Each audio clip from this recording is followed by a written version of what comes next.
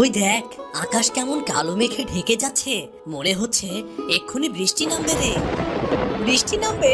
কি মজা, কি মজা! বৃষ্টি হলে আজ ইচ্ছা মতো ভিজবো রে। শুধুই ভিজবো না, বৃষ্টির সময় শুনেছি অনেক মাছ পাওয়া যায়। আজ বৃষ্টি হলে ভিজবো আর নদীতে মাছ ধরবো। খুব মজা হবে রে। এই কথা বলতে বলতেই বৃষ্টি শুরু হয়ে যায়। সবাই আনন্দে চিৎকার করে ওঠে। চল চল, আমরা মাছ ধরতে যাই। কতদিন মাছ দিয়ে ভাত খাইনি, আজ যদি মাছ পাই তাহলে মন ভরে মাছ দিয়ে ভাত খাবো। তোরা যা, এই বৃষ্টিতে আমি নদীতে যাব না। দেখ কেমন করে মেঘ ডাকছে, যদি বাজ পড়ে।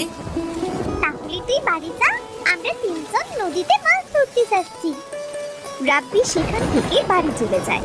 শাপলা, দিয়া ও রাজু বৃষ্টির পানিতে ভিজতে ভিজতে নদীতে মাছ ধরতে যায়।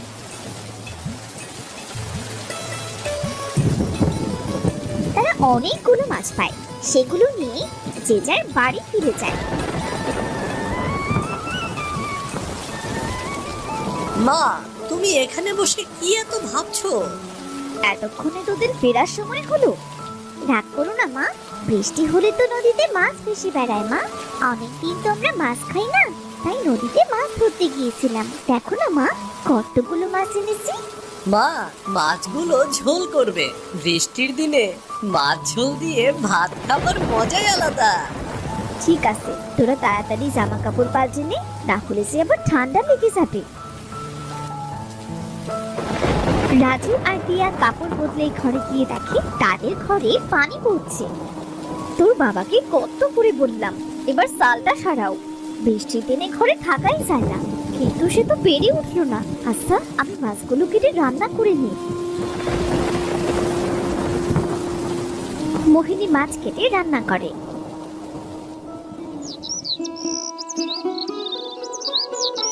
পরদিন রোদ উঠে, গ্রামের অনেক মানুষ তাদের বাড়ির চাল ঠিক করে। পথে ঘাটে পানি বেঁধে আছে।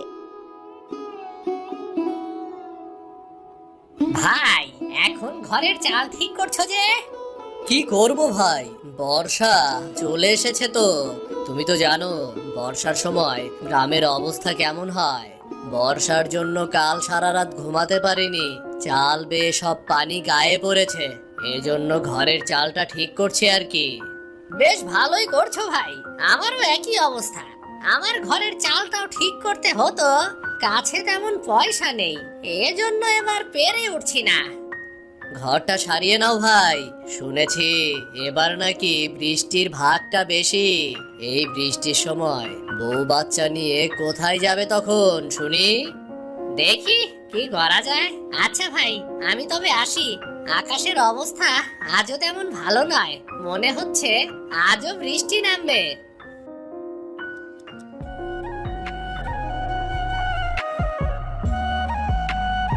বলি, ও মহেশ ভাই, মাঠে তো সব কাদা, তা গরু নিয়ে যাচ্ছ কোথায় তবে? মাঠে যাচ্ছি ভাবি, যেখানে একটু শুকনো পাবো সেখানে একটু গরুটাকে খাইয়ে আনতে যাচ্ছি। বাড়িতে গরুর খাবারের বড্ড অভাব গো। আচ্ছা, আমি আসি তবে। এই বলে মহেশ গরু নিয়ে সেখান থেকে মাঠে চলে যায়। অন্যদিকে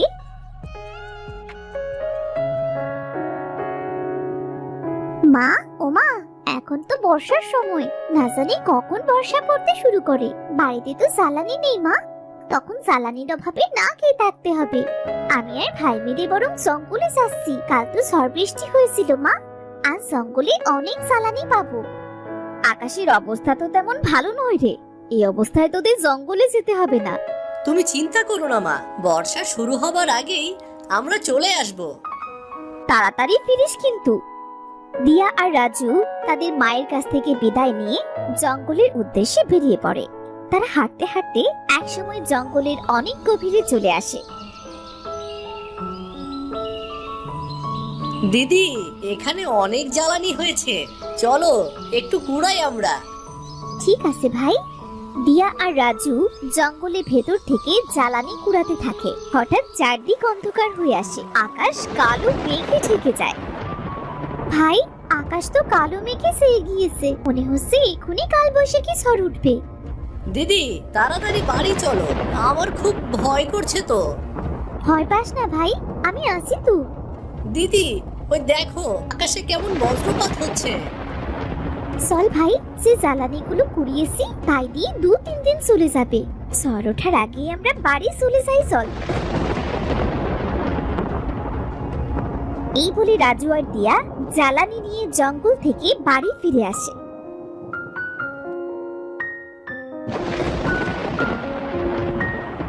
তোরা এসেছিস? আমি তো চিন্তায় মরে যাচ্ছিলাম যে মেঘ করেছে, মনে হচ্ছে এখনই কালবৈশাখী ঝড় উঠবে। এজন্যই তো তাড়াতাড়ি বাড়ি ফিরে এসেছি মা। তা বেশ করেছিস।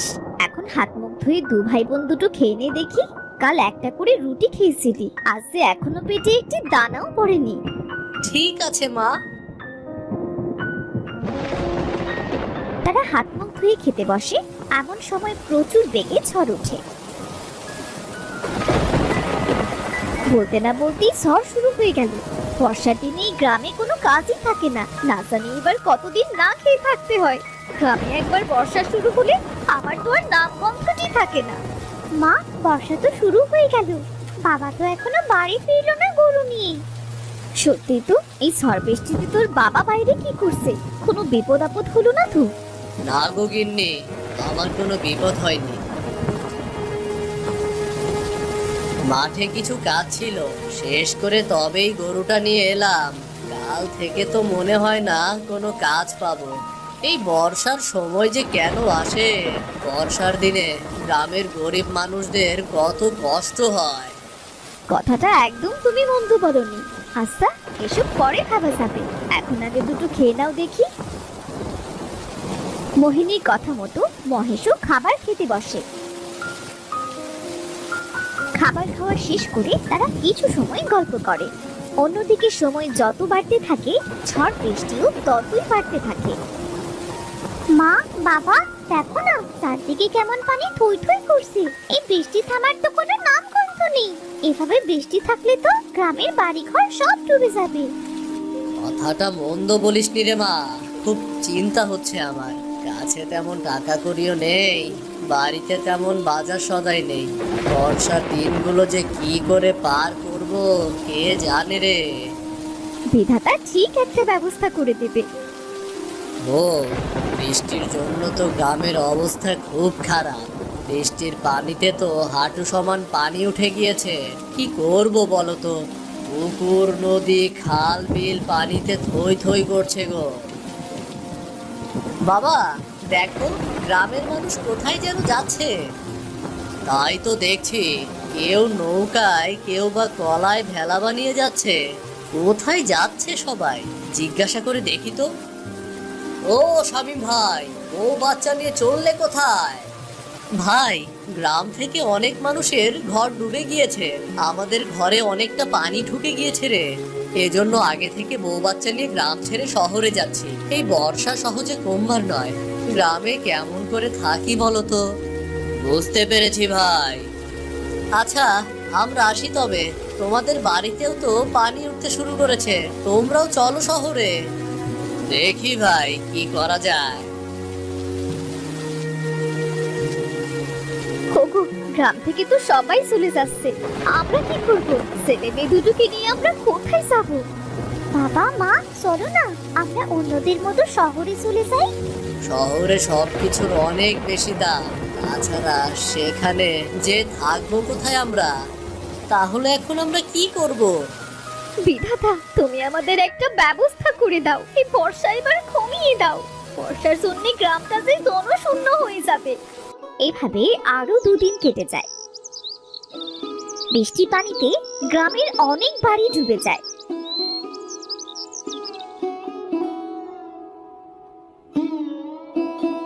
আজ বর্ষাটা কম হয়েছে বলে বউ, বাড়িতে শুকনো খাবার আর কতগুলো আছে গো?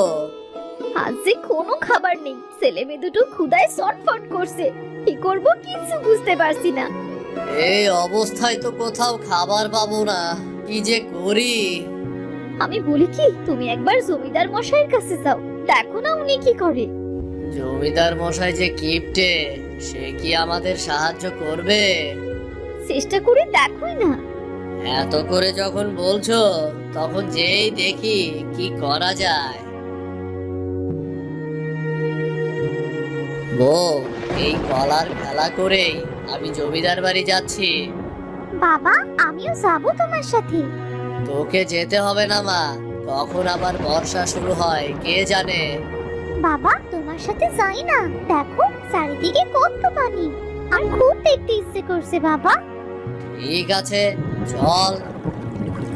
মহেশ দিয়াকে নিয়ে ভেলায় করে জমিদারের বাড়িতে যায়।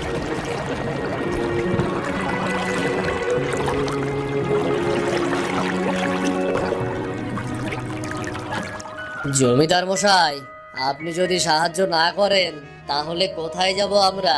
চারদিকে পানিতে ভরপুর, কোথাও কোনো কাজ নেই। এ অবস্থায় কি খেয়ে বাঁচবো বলুন? তোমার মতো অনেকেই আসছে আমার কাছে, তোমার জন্য আমি কি করতে পারি সেটা বলো। জমিদার মশাই, আজ 4-5 দিন ভাতের দানাও চোখে দেখিনি। বাড়িতে কিছু শুকনো খাবার ছিল, সেটাও কাল ফুরিয়ে গিয়েছে। এজন্য আপনার কাছে এলাম। আপনি যদি কিছুদিনের খাবার দিতেন তাহলে বড্ড উপকার হতো।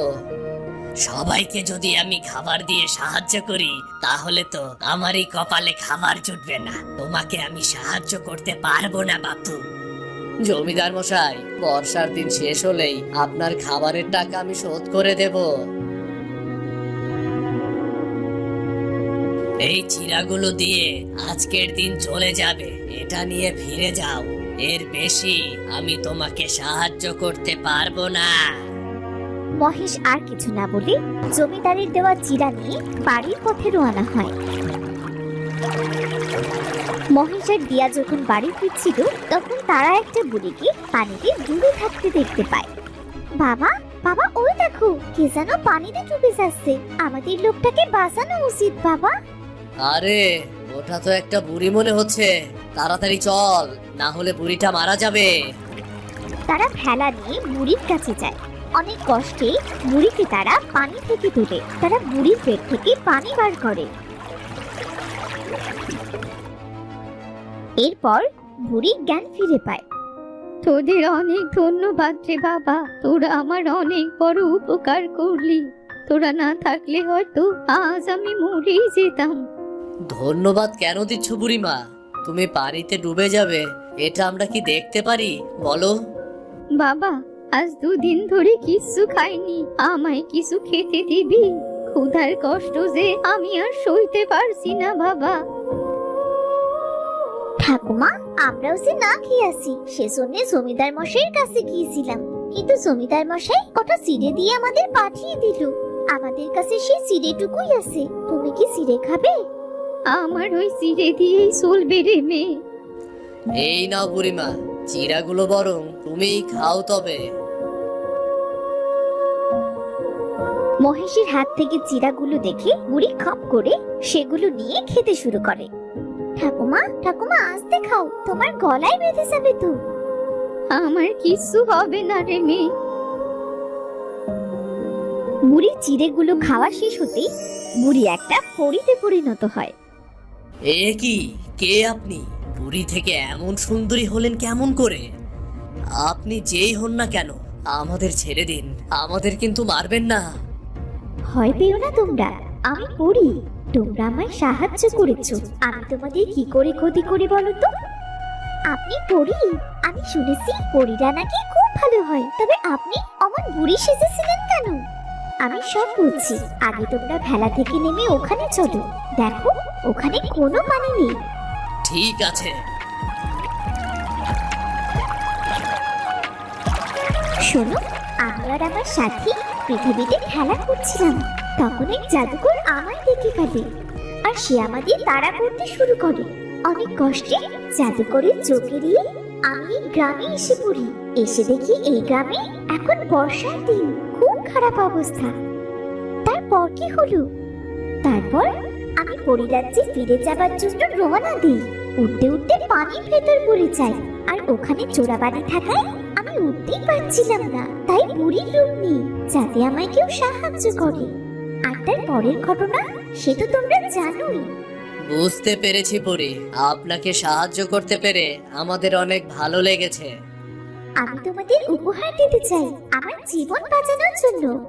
বলো বলো কি চাই তোমাদের? উপহার যদি দিতেই হয় তাহলে গ্রামের সকলের জন্য দিন পরি। আমাদের মতো গ্রামে আরো অনেক মানুষ আছে যারা ঠিক করে খেতেও পায় না, যাদের বাড়ি ঘরে বন্যায় নষ্ট হয়ে গিয়েছে, ঝড় বৃষ্টিতে সবার বাড়ি চাল গিয়ে পানিতে পড়েছে। জানেন, আমরা অনেক কষ্টে থাকি। আমরা এই গ্রামের মানুষ বর্ষার দিনে খুব কষ্টে থাকি। তুমি এই পাখিটা রাখো। এই পাখি প্রতি রাতে একটা করে সোনার মোহর দেবে, আর এগুলো তোমরা এক একজনের বাড়ি গিয়ে দিয়ে আসবে। যতদিন না গ্রামের মানুষের উন্নতি হচ্ছে ঠিক ততদিন এই জাদুর পাখিটা তোমাদের সকলের অভাব দূর করে দেবে। ধন্যবাদ পরি আপনাকে। আর একটা কথা, এই গ্রামে এখন থেকে যতই ঝড় হোক, বর্ষা হোক বা বন্যা হোক, কখনোই এই গ্রাম ডুবে যাবে না। বর্ষা শেষ না হতে যতটুকু গ্রামের মানুষের পানি প্রয়োজন ততটুকু ছাড়া, আর বাকি পানিগুলো শুকিয়ে যাবে। আপনি খুব ভালো পরি, তোমরাও খুব ভালো। তোমরা নিজেদের কথা না ভেবে পুরো গ্রামের কথা ভেবেছো। আচ্ছা, আমি আসি তবে। এই বলে পরি দিয়া ও মহেশের কাছ থেকে বিদায় নিয়ে পরি রাজ্যে চলে যায়। মহেশ ও দিয়া পরির দেওয়া পাখিটা নিয়ে বাড়ি চলে আসে। এই পাখিটা পরি আমাদের উপহার দিয়েছে। পরি পেলি কোথায়? তোদের কথা তো আমি কিছুই বুঝতে পারছি না। শোনো তবে।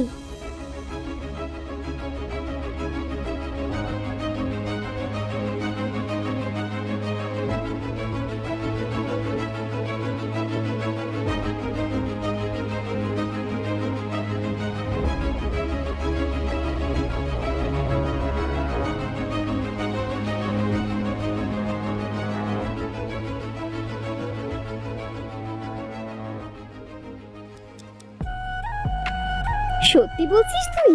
এবার যদি এই গ্রামটা বর্ষার কবল থেকে রক্ষা পায়। আমি তোমাদের খাবার দিচ্ছি। ওমা, এই পাখি দেখি কথাও বলতে পারে। আমি সব সময় কথা বলি না। এই বলে পরীর দেওয়া পাখি জাদু করে অনেক খাবার এনে দেয়। নানান রকমের খাবার পেয়ে তো দিয়া আর রাজু অনেক খুশি হয়। পরদিন পরীর কথা মতো গ্রাম থেকে পানি শুকিয়ে যায়, আর পরীর দেওয়া পাখি প্রতিদিন গভীর রাতে একটা করে সোনার মোহর নিয়ে একদিন এক এক গরিব পরিবারকে দিয়ে আসে। কিছুদিনের মধ্যেই তাদের গ্রামের অনেক উন্নতি দেখা যায়। বর্ষার দিনেও এখন আর আগের মতো দিয়াদের গ্রামটা পানিতে ডুবে যায় না।